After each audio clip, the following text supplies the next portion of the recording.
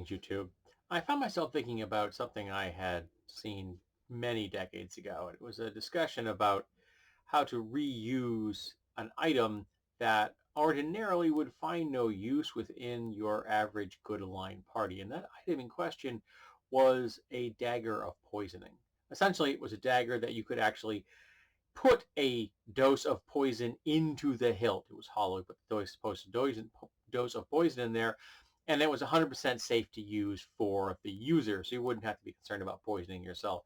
This is back in second edition, I think. So, there wasn't like the alchemy skill, and things were a little more loosey goosey than there were, in third edition or Pathfinder. Um, but this kind of an item was definitely designed for an assassin, and in your average group of good aligned player characters really wouldn't find a use until somebody got creative.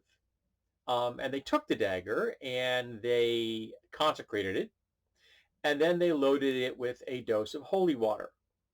And then the next time they encountered a corporeal undead, an undead that had a body, so, like a zombie or a ghoul or a vampire, and I believe it was a vampire in question, they stabbed the vampire with the dagger, which then injected uh, a dose of poison. For the vampire, it was holy water, completely and utterly harmless to anybody else.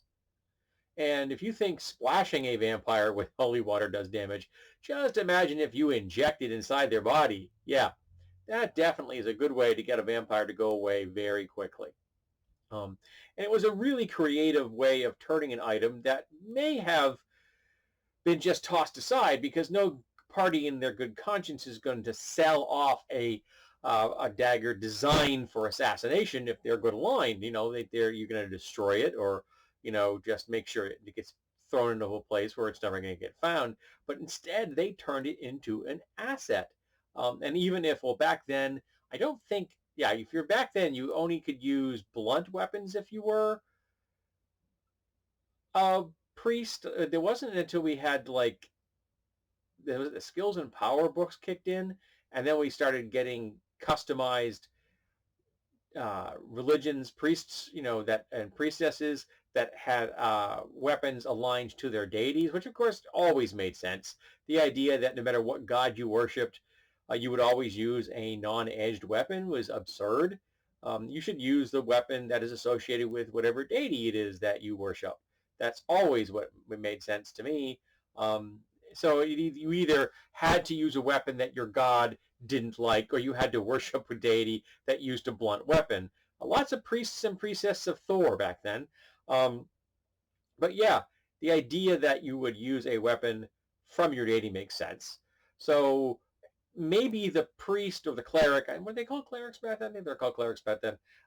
Were not going to probably be using that weapon themselves, but they could hand it off to a fighter or a rogue. And if a rogue goes after somebody, they're probably going to get a surprise attack. And do surprise attacks work against vampires? I think they work against vampires, don't they? They should. They have organs. Admittedly, they're dead, but are they still vulnerable to precision attacks? Off the top of my head, I don't remember back then. It's a really good question. All right, well, regardless, this video is about have ever found a way to repurpose an item in a way that it was never intended to be used, and in particular, a way that, say, is kind of the opposite of what it was originally intended.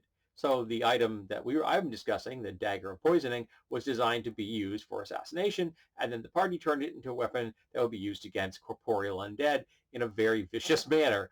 Very efficient, very effective.